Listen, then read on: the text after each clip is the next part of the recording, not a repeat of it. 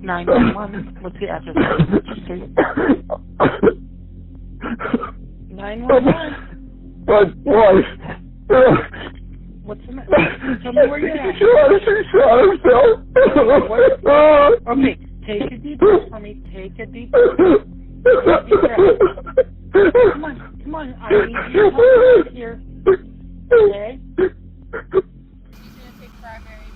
Yeah, so just so you know, we're 60 or nigh. This guy that we're going to, retired ISP. Yeah, but he's super volatile. He's torched off rounds. He's done all kinds of shit. So we're waiting for all of us to get here to go in and be aware that it could turn into something major.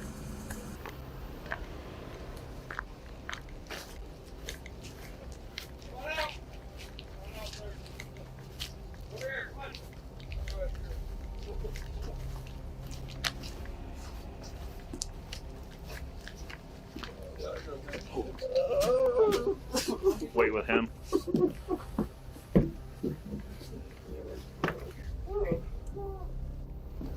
Get gloves?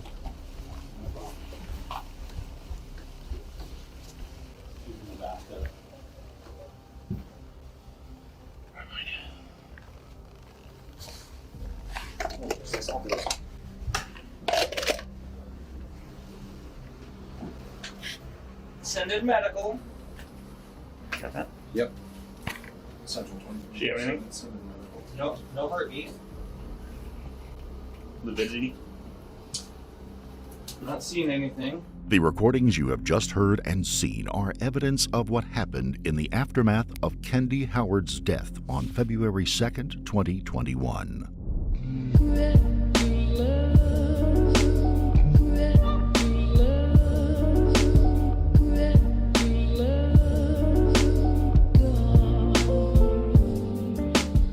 Before we begin, we would like to extend our deepest sympathies to the family and loved ones of the victim in this case, Kendy Howard.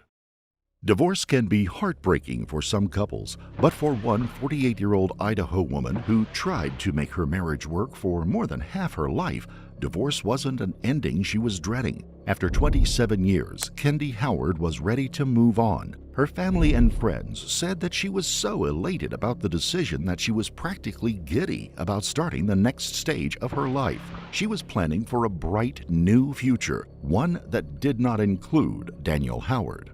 Kendy was a bubbly, outgoing person who loved the outdoors. She was the mother of 2 children, a daughter from a previous relationship, and a son she shared with Dan Howard. The couple lived in Athol, Idaho, a community that is part of the Coeur d'Alene metropolitan area.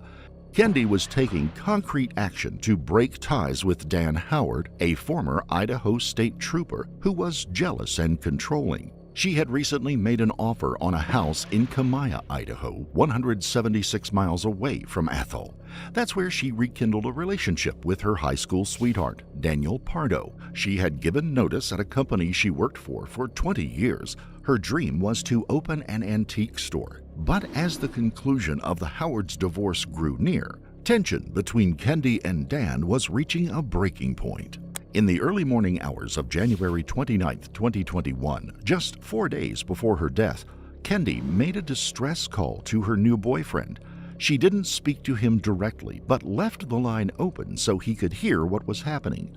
He would later testify at Dan Howard's trial that Kendy was distraught and emotional, and he heard sounds of thuds in the background. He hung up and called Kendy's parents, who called 911. Central Dispatch, this is... Yes. I had a call from my daughter, Kendy Howard. Okay. She called in a panic, and I know her husband just got home from Alaska, and they're getting a divorce, and it didn't sound very good out there. Tell me exactly what happened. We was in bed, and my wife just got a phone call from a friend, and here, I'll let you tell about it. I got a call from a friend that she called them, and she's in a panic and then hung up, and I've been trying to call her, and she won't answer. She's had trouble with him before. Dan Howard, you guys have been there before. Okay. Are you at that location now? No, I'm in. Okay. And I got a call from another friend. Were there any weapons involved? I don't know if he has weapons. And we've been there before because he pretended to like that. He'll kill you and take you with him before he does that. She just called her friend that was in a panic, and then the phone hung up. Give me a second, just call me. Hello? Hello? That's it? That's it? Yes. The cops are on their way, Kendy. The cops are on their way. Is that okay? Yeah. Okay. Stay on the line with your dad. What? Stay on the line with your dad. Okay, she's calling me. She's in a panic. She asked if Dad's sick. That's a sign. She needs help. Okay. What is she saying? What's going on? Pardon? No. Is she saying what's going on? No, because he's there listening. That's why she said it. And she's crying. Okay. It's crazy. I told her not to freaking. Okay. All right. Do you think it's been physical? Yes. Okay. You guys were there last summer because he pretended to commit. Okay. Okay. Hold on just 1 second. I just said I'm on the phone with the cops, and she said, yeah. Is she saying anything? She's on the phone with her dad right now. Okay. After Kendy's parents placed that call, police were dispatched to the Howard residence to conduct a welfare check. The officers reported that Kendy was anxious and scared, but seemed relieved when they arrived. She packed a bag and went to stay at her parents' home that night. When Kendy called her new boyfriend later that morning to tell him what had happened, she was upset and sobbing. She said she had woken up in bed to find Dan looming over her. He was dressed in black and wearing gloves. She spotted a gun magazine on the floor. She believed he was going to kill her. Her new boyfriend and her parents begged her not to return to the house the next day, but Kendy insisted that she had to go back. She wanted to make sure her animals were okay, and she had an eye appointment to keep. Police would be called to the home again on February 2nd, this time because of a 911 call placed by Daniel Howard. Body-worn cameras by the responding officers captured his demeanor at the scene. He claimed Kendy had shot herself with a handgun while taking a bath on the second floor. So medical's going to disturb your scene. No, please, no. Hi, guys. Yeah. Huh? Yeah. I honestly haven't seen it. I know that you No.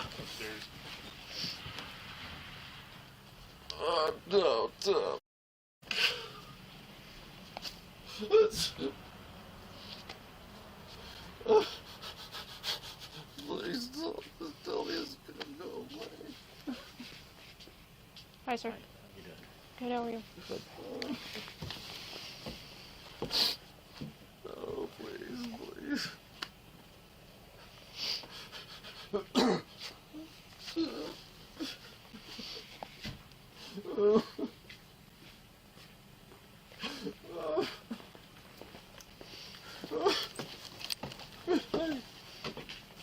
Do you need anything?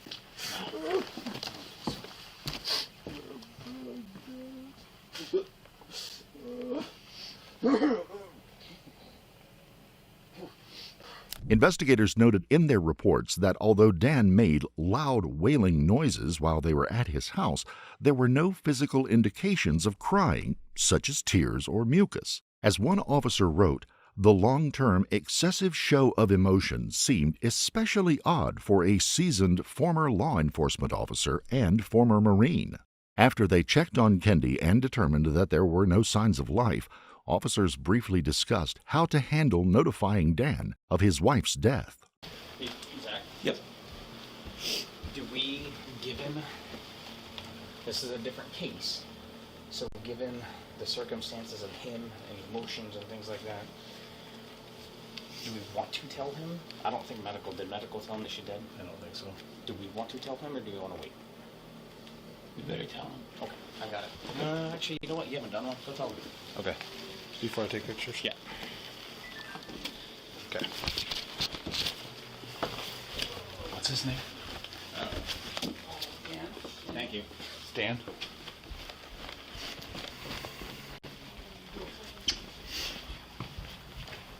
Hey, Dan. Hey, Dan. Dan? Hey, Dan, I'm Deputy Wheeler.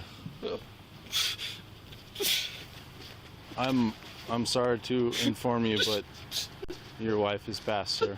No! God damn it!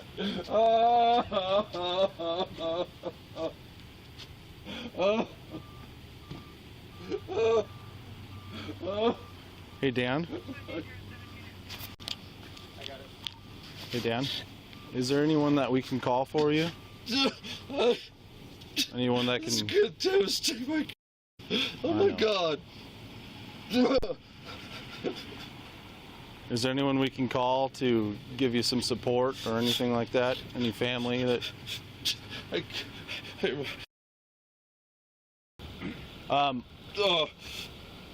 Dan, I know this is hard, but when is the last time that you saw your wife alive? I know this is tough. I don't know. How long ago? Can you recall?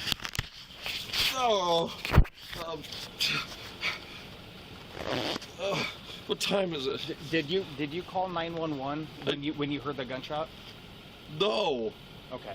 I didn't. Well, oh no. I didn't. Well, help us out with the time frame, all right? I didn't think it was a gunshot. I was Okay. downstairs, Okay. TV going. It sounded like something hit the floor or something. I don't know. When was the last time you saw your wife before she went to go take a bath? Hour and a half. Hour and a half. 2 Hour and a half? Okay. Okay. Hour and a half or something. I don't know. Okay. I really don't know. I'm out of it. It's about 11:15. Maybe 9:30. 9:30 or so? I think. Okay. I don't know. It might be wrong.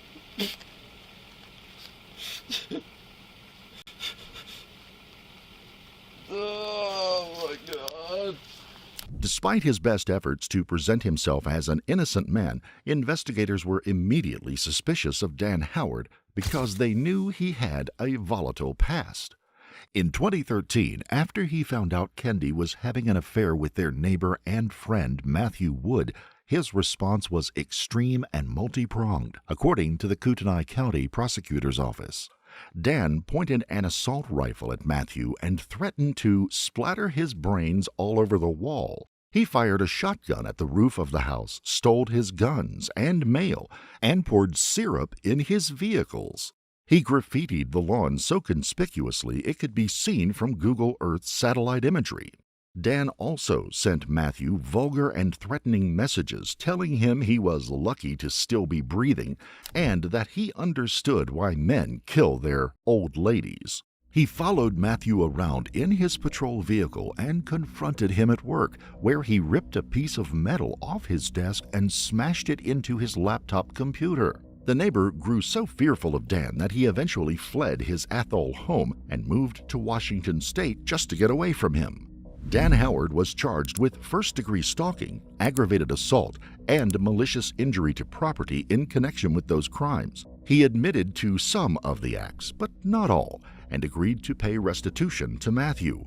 When officers interviewed Dan at his house on the night of Kendy's death, he attempted to portray his wife as irrational and unstable. He claimed that she had threatened to harm herself many times before. Did she ever make any statements that had you concerned about her well-being? Yeah, about every day. Well, it's just she's so emotional.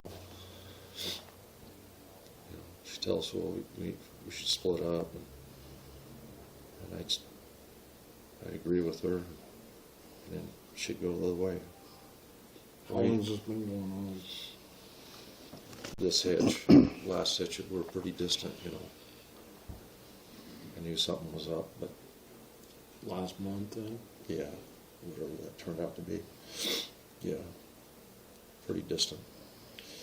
Do you suspect she was cheating on you again? I asked her that. I asked her that to give me closure, because, you know, that would be it. But she said she hadn't been. You believe it? Man, her behavior, I don't know. It just doesn't add up. Okay. What doesn't add up? She's behaving the same way she was before. And, you know, before we made a go, that was pretty good. And when she said she didn't want a divorce, or she does want a divorce, it changed about every other day. Dan said his marriage to Kendy became strained because they had a long-distance relationship half the time. He worked in Alaska's Prudhoe Bay, operating equipment with a schedule of 3 weeks on and 3 weeks off. That wasn't always the case. Back in 2014, Dan resigned his job of 19 years as a trooper with the Idaho State Police following his suspension. His stalking behavior toward Matthew Wood led to his downfall. When law enforcement served a warrant on his property in connection with the case, they found thousands of rounds of ammunition he had stolen from the Idaho State Patrol. They also learned he had a fraudulent title for his Harley-Davidson motorcycle and a white-tailed deer that he had poached without a license. He was charged in both Kootenai and Bonner counties for these offenses. Dan Howard was sentenced in early 2015 for malicious injury to property, petty theft, title fraud, and failing to tag a deer he shot. He was ordered to serve 120 days in jail and complete 600 hours of community service. He was also given a suspended prison term for 3 years and placed on probation. Although the Howards' marriage had somehow managed to survive all of the previous turmoil, it seemed that Kendy had made up her mind this time. She was done with him. On the night that Kendy died, Dan claimed it was an issue that had come up between them regarding the divorce that had pushed her over the edge. He said she became very upset and emotional when he insisted that they include the Kamaya house in the liquidation and split of their assets, even though she had put the offer in on the house herself. Dan said Kendy had the gun because she had asked him to get it out of their safe a couple of days prior so she would have it as part of the division of assets. She went and put earnest money on a house while I was up on the slope down there. Texted me once she was going to go see an attorney. She saw the attorney a day before I got in, and then she had those papers. And I tried to talk her out of it. Let's talk first. Well, she didn't. And so since I've been here, we've been just going back and forth. You want to make it work? Okay, I'll encourage you to make it work. If you don't want to make it work, I'm encouraging you to still make it work. I couldn't see throwing 27 years away. But then, you know, I'm the one that filled out the papers, and I'll give her what she wants, if that's what she wants. And then she will do everything 50-50, okay. That includes the flipping house down there. Oh, sure. Wait. So obviously you're wanting to make things work here, and she's I'm trying to encourage her. She's telling you, you're not hearing me, I want the house and to change. Okay. I feel out of love, that breaks my heart, I'm hurting you. Yeah, and then she'll come back and go, well, I'm not sure if I want the divorce. I'll let that cat. Kendy and Dan's joint assets reportedly totaled about $2 million. He denied that dividing it in half bothered him, but people close to Kendy told police that he was ultra-focused on money and would hassle her about debit card transactions as small as $10. Being forced to split their substantial nest egg was viewed by investigators as a powerful motive for Kendy's murder. They weren't the only ones who viewed Dan with suspicion. When the police were processing the scene at his house, Dan took a phone call from his stepdaughter. She was yelling at him so loudly that the officers could hear her from across the room. They used this conflict as an opportunity to confront Dan about whether he was telling the truth. Think you killed your wife?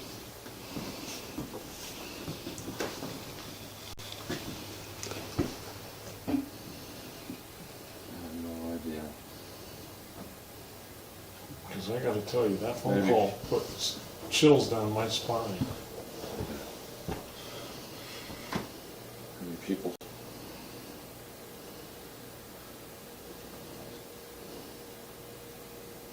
You did it, didn't you, Dan? No, I didn't. I didn't think so, but now, after listening to that, I think you did, didn't you? How the hell, she doesn't know. She wasn't here. She knows what, Well, what does she knows that there's a divorce going on. What does she know? She knows something. She wouldn't have reacted the way she did. Well, I don't know what it is.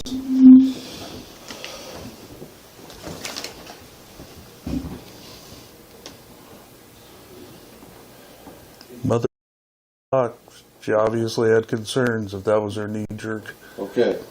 Well, You understand where we're what coming the, from? what the because I have talked to my daughter about that.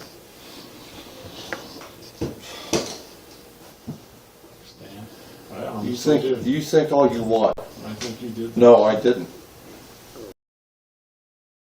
The condition of Kendy's body indicated that she had fought hard to save her life. The violent struggle left her with a broken jaw, bruises all over her body, lacerations on her feet, and a second-degree burn on her arm.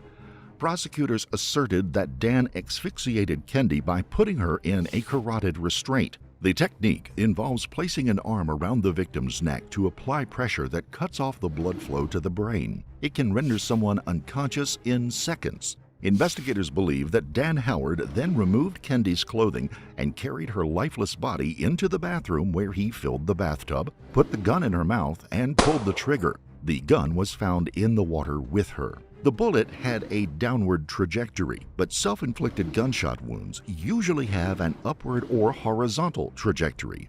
And there wasn't much blood at the scene, further supporting the theory that the wound occurred after death. It wasn't until 2 years after Kendy died that Dan was charged with killing her. 1 year later, while his trial was underway, he was arrested at the Spokane International Airport for breaking the conditions of his release that prohibited him from going within 2 miles of the airport. In March of 2024, Dan Howard was convicted of second-degree murder and domestic battery. At his sentencing hearing, he continued to deny that he had killed his wife. I stand before you, shell of a man I used to be. Hell, I don't even have a shell left. My wife took her life. My will to live went down significantly. And when the jury found me guilty of crimes I didn't commit, it went down even further. The judge cited a combination of factors that drove Daniel Howard to kill Kendy, including jealousy, greed, pride, anger, and revenge. He was sentenced to life in prison without the possibility of parole for the murder and received an additional 10-year sentence for domestic battery that will run concurrently. If you found this case compelling, don't forget to like the video, comment down below, and give us your take on it. And please subscribe to the channel. We're on our way to 1 million, and we'd love to have you along. Also, hit the notification bell to know when we're revealing a new shocking case. Until next time, stay safe and keep your eyes peeled. You never know what's lurking in the shadows.